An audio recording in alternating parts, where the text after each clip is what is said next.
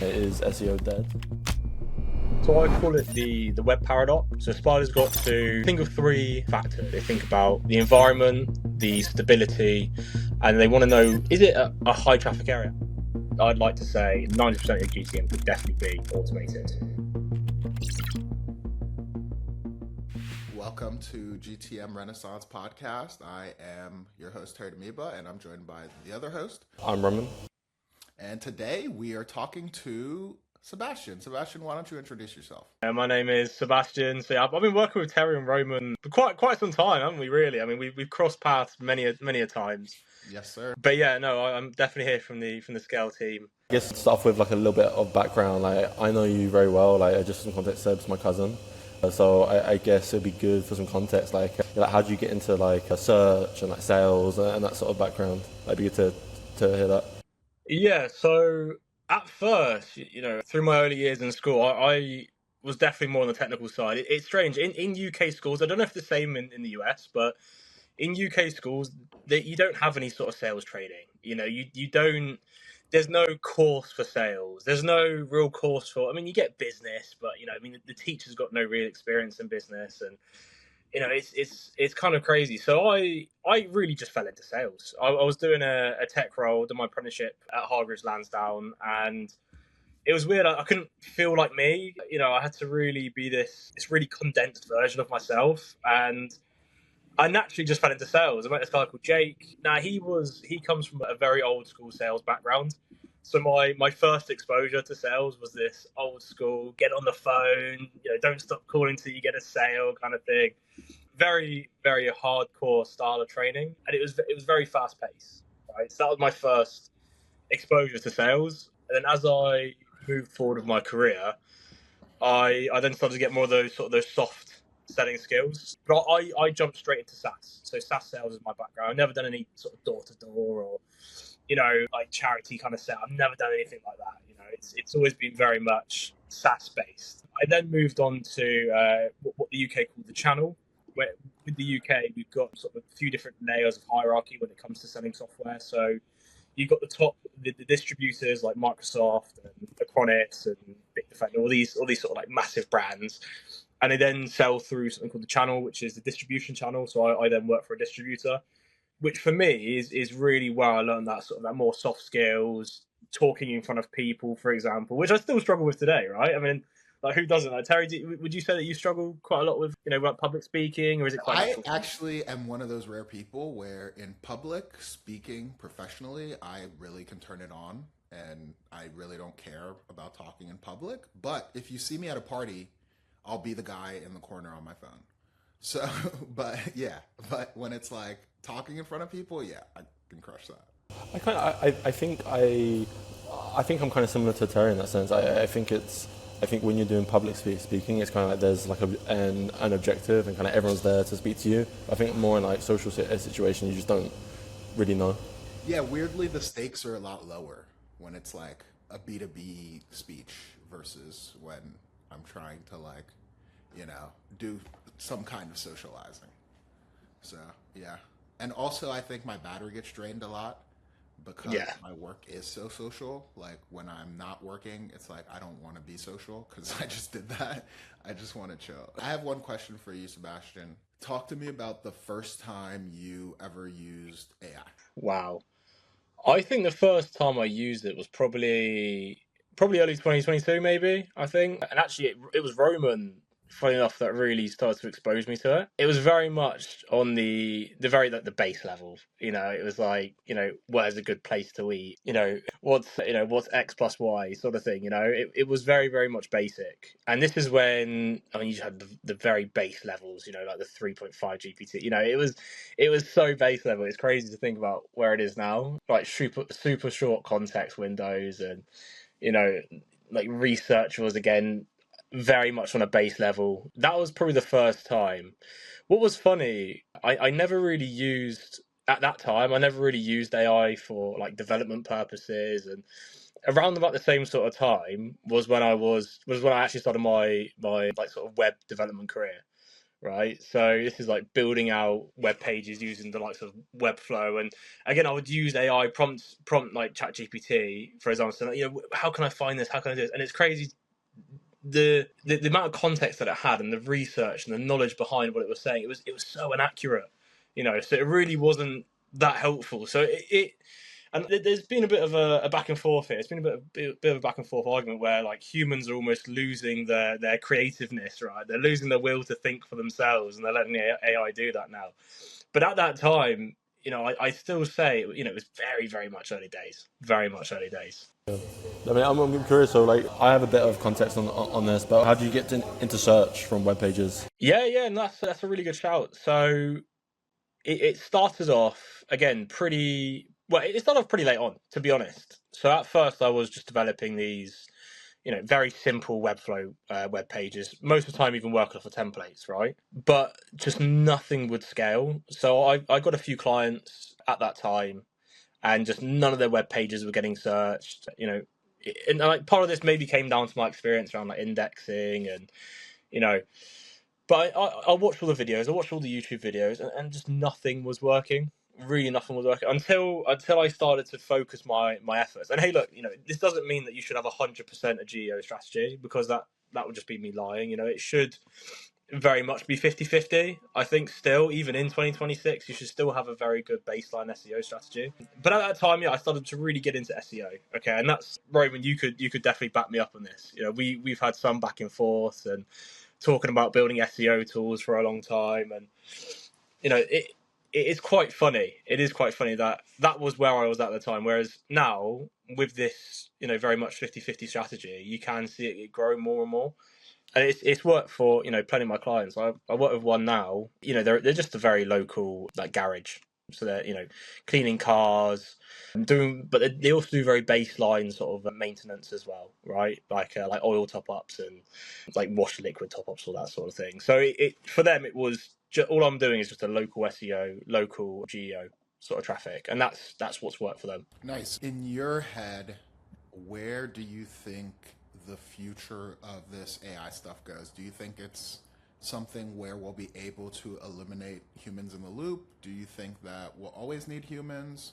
Kind of, how do you see that going down? I think I don't want to take the human touch out of things. Very much right now, I would have to say 100% we need to. I see like for example like Palantir, they're so successful in the way that they work because of their sort of like their methodology on how they work. They bring humans in very much on the forward deployed end. They're going into the business, they're really understanding the business, and they're then scaling with AI. And I think that's naturally the best way to do things, especially at this point in time. To say in the future, I mean, look, there's certain systems I would love to talk more about, but Rome's definitely got a higher level of understanding around this. But there are ways in which we can automate.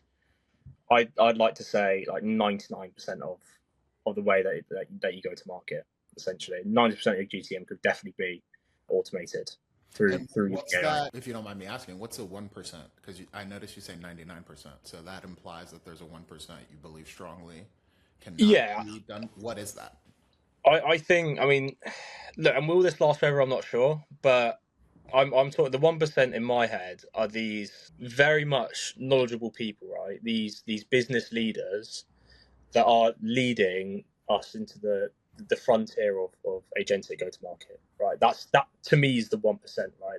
They're the people that are implementing these systems, right? And that's who will naturally win, right? It's the 1% of people that are implementing these systems, are putting them together, are creating them, are building out the methodology behind how these agentic systems work. That's the 1% in my head. The 99% are the systems in which they build, right? That makes a lot of sense. Okay, a quick last question before I hand it off back to Roman. You kind of mentioned in your intro to New York that you've seen some stuff that has your spidey senses tingling, if you will. You want to elaborate on that? Yeah, no, definitely. Like, so for me, right, New York is this financial hub, right? Okay, and actually, we met some guys from San Fran at an event that we ran in New York as well, and it's funny, right? Because we went to a lot of events, right? It was Tech Week, so there's events all the time, and it's hard to know which one to go to. But we We went to a few where there was like VCs, a couple angels, but it was, I mean, we call it the sort of like the Tinder, the Tinder theology, right? So there's like one VC for like, 20, 30 guys pitching, and it's like, these poor VCs and these poor angels, they've got a hard time, right? And I'm sure there probably were a few more on the line cards before, they probably agreed to come, and then probably got the call to say, look, you really do not want to be here. We've been pitched 30, 40 times today, and I sort of felt bad for them in a sense. It's definitely got to, if you're talking with a VC, it's got to be very much on the lighter end, right? It's got to be so soft. Hey, you enjoying your day? Pan of chocolats are great today, right? Hey, this is awful coffee. It's all those kind of things, right? And that was something which surprised me. You think of New York as this like massive financial hub. But don't get me wrong, right? The opportunity is there, but also it's very hard to find the right fit, right? Because they're all going to have their different thesis on how they work, what they expect, sort of a business to have in the first place before they even consider working together with you. Yeah, no, so I think I want to get into the details a little bit on AI. So I know you kind of had a presentation, so we actually ran a GTM Renaissance event in New York, and then I know Seb gave a talk about AI search, and you're giving some talks about the difference between GEO, AEO, AI search as a whole, and SEO, so maybe you could sort of break down the specifics.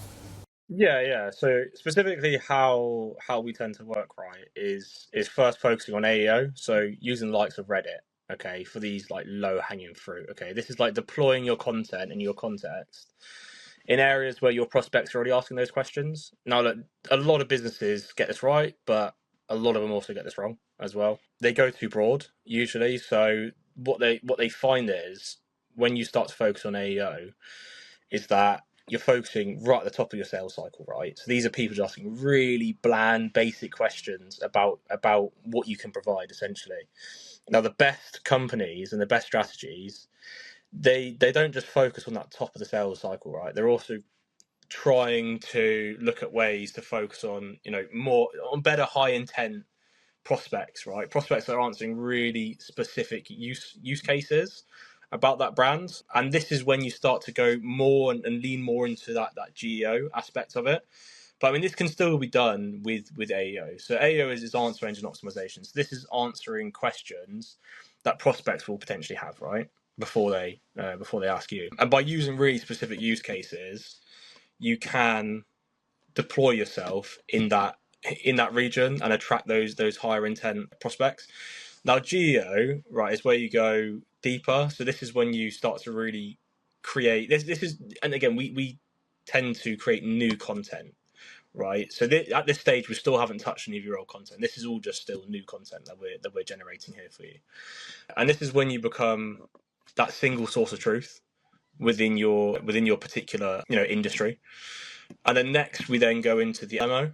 So this is also called LLM SEO. I know it's super hard to pronounce. When I was doing my speech, I was like A B C D E F G. It's a real tongue twister. But that at that point is when I would then go back through your old content, and this is when you can add things like break down your context using JSON LD, for example, right? So you include like a hidden div in your web page, and essentially break down that context so it's nice, easily readable.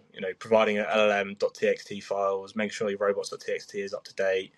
It's just really making sure that your content is easily broken down and showing that you are, again, that single source of truth. Strategies that I see really working is definitely on the comparison side. So when you're comparing your brand against some of the big boys, that really tends to work. We even spoke to a prospect out there that had a very, very successful SEO strategy doing that as well. So you don't just have to do that in your geo strategy, it also works very, very well in your SEO strategy as well. But yeah, that was the sort of the main talking points. When it came to some of the questions, I think where I could have been a little bit more specific is specifically when talking about LMO, was we had a question saying, do I have to create a whole new website then for agents to use? I said, no, that's not the case. The case is to go back through your old content, your old blog posts, and just making sure that we refresh them and update them so that LLMs can then break them down, cite them easily. Yeah, really good. I think to bring some light to this as well, could you kind of walk through the analogy. I think maybe some people wouldn't be that familiar with AI search, and I thought that was really insightful. Yeah, so I call it the web paradox, right? And this is where you imagine that you're a spider building a web. So a spider's got to think of three factors when they build a web, right? They think about the environment, the stability, and they want to know, is it a high traffic area? Am I likely to succeed if I build my web in this area, right? But this all maps out very nicely when you start to talk about geo. So first thing is the environment, right? So this is where you start to look at your industry. Yeah, this is where you look at, okay, who are the big players? What topics do the big players currently own?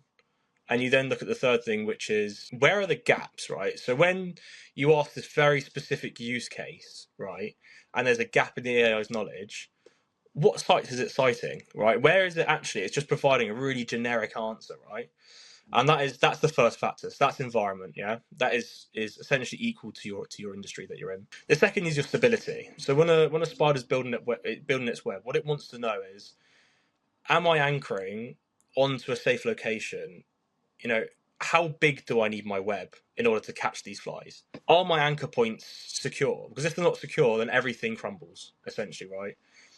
And this is where you can start to look at, if you know, in your geo strategy, is my content relevant, right? Is my content in the right areas? Am I a single source of truth for my content? Okay. Can I build on to my content? Can I enlarge my web? Can I make it bigger? Right. The third factor Aspire looks at is, as I said, it's the high traffic areas, right? And now this, in relation to your geo strategy, this for a business, is when you look at, where is my content positioned? Am I positioning my content in an area where I'm attracting these high intent signal buyers, right? Because everyone nowadays is researching. Yeah, everyone's researching before they buy, right? Up to 88% now, right? Which was in the single digits 2 years ago. So more and more people are researching, and they're researching these very specific use cases. If you're building a dev tool, you know, you want to make sure that when developers are using AI to code, or using Claude Code, that Claude Code is going to cite your brand, your organization for that specific use case, and that is where you look at, yeah, as I said, the funneling position. Nice. I think just one follow up on as maybe a last question. Basically, me and Seb have kind of had this like long debate over many years now, and it's kind of, is SEO dead? I think I kind of go back and forth with that. What do you think, Seb? I think, in my personal opinion, I still wouldn't say it's dead, right? I still say that you need a strong foundation. Okay, it's like when you're building anything. I mean, even a business trying to adopt AI, right? You want to have a really strong, like, just foundation. If you don't have a strong foundation to build off of, then it's going to be super hard. Now, I say that SEO is not a quick win process by any means, right? It's been done for years. Google has obviously changed their algorithms slightly with Reddit now, so there is obviously more of a focus on Reddit. Happened back in 2024, right? But look, if you want to build strong foundations, start with SEO, but it's not going to be quick. If you want quick wins, then you want to be focusing on AEO. You want to be deploying your brand in places like Hacker News, Reddit, right, where these LLMs are citing, are making these citations. Yeah, so the SEO guy says SEO isn't dead. Interesting. No, I get you. I like it because I kind of do a lot of research and like where things are getting cited, and like it's actually trending towards, especially with a lot of people that are looking more for like enterprise buyers, like actual traditional websites and web search get cited so much. So it definitely is important. But even, Wikipedia, right, is seen as fact. It's seen as the what. But when you look at Reddit, right, Reddit is so biased. No, Reddit has no biases. Sorry. So what they say, right, is that about 61% of what's on Reddit tends to be negative, right? It's only around the 40% that is actually positive, which makes it very nice, right? So it's slightly unbalanced, right? A little bit more negative in comparison to positive. But that shows the who, right? So you've got the who and the what. And the what isn't going to work without the who, right? And the who means, well, who are these guys? Are they a respectable brand online? What are their people saying about them? And that is why LLMs use Reddit, to cite this. It's because it's such, and this was a very smart play by Google, right? And obviously different models have got different biases to where they citate their research from. But yeah, no, Reddit is a massive one. One question I have for both of you is this idea of like the software that you currently use, because this is what I would tell to people who say SEO or GEO is dead. The software that you currently use, like, how did you find it? Because I don't remember the last time that I started using software because of an advertisement. Like, there's a story going on right now of the Monaco plane. I don't know if you guys are familiar, but basically there's a startup in San Francisco called Monaco that is flying a plane with a banner for their company. And it costs them $6,000 a day. The CEO came out and was like, if we wanted to get a billboard, it costs about $120,000 a month.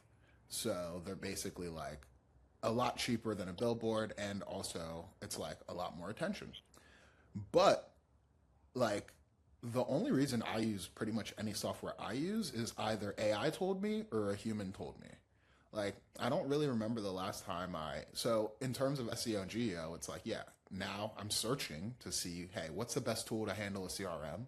Or I'm asking a friend. But I don't know that I'm going to see a billboard that's like, use this product for CRM. And then I'd be like, okay, I'm going to use that. Yeah, it's a great question. I got some thoughts, but I don't know if Seb, you want to jump in first? I mean, for me, yeah, I mean, AI does play a really good part in it. I feel like naturally we're quite skeptical as humans, to be honest. And that's right. I feel like for me, yeah, research is a big part of it. Before I use anything, I research it. But I'd say the same, Terry. I'd say, a human or AI told me to use it, and, and I'll use it. I'll speak to people far smarter than I am. If it's working for them, then I'll give it a go. Yeah, I think one more thing to put on that, I'll say, like, if there's a cool demo or I see a cool demo at an event on social media, then I'll be like, okay, I'll give it a go. But that's basically the same as like a human telling you, right? Yeah, I mean, and obviously we know that UGC has some money behind it often, but I'm talking more about kind of like the medium as the massage, like the delivery mechanism of advertisement. It's like, yeah, people don't want a billboard anymore. They want to see someone build something cool with your product. Yeah, well, a cool stat. And so actually the thing is, because people tend to trust AI more, so like I think the conversion, what was it said, it was like 5 times more. So like if an AI tells you, tells you something, like, hey, I'm actually going to use this. But I think for ChatGPT or Claude, it's definitely more fair than the average human when you ask it, what's the best CRM to use for this use case, right? It doesn't care. Now, obviously, if there's someone who's seeding the answers there and getting paid on the back end, shout out to them. But I feel like, yeah, it's pretty fair to say like, hey, this is what the AI said. But I guess the counterpoint to that would be there's people working on AIO to make their product show up in the results. It's kind of like turtles all the way down. Yeah, shout out to Seb, I guess. Make sure you show up for Best GTM podcast, please. Do you know what I feel like as well? Like we different, and this is the thing, right? Different LLMs have higher or lower conversion rates, right? Like Copilot, and I haven't done too much research into this, which I probably should, but like Copilot, for example, has got such a high conversion rate. You're looking at like 17%, which is like what? And that's 17% more than other LLMs, which is it's crazy. It's crazy when you think about it. It's like, why? I guess there is also the element of, obviously it's a Microsoft product, right? So is that what's playing into that fact as well? Yeah, definitely. All right. Well, thank you for joining us, Seb. Anything you want to shout out? I want to say shout out GTM Renaissance for having me. Also, big shout out to X in New York as well for getting me there safe. Also, shout out to Brownsville, yo. Yeah, shout out to Brownsville as well. Yeah, 100%. Yeah, of course. 100%. All right. I'm Terry DeMiva, and that was the GTM Renaissance. See you guys next time. See you. Bye. Cheers, guys.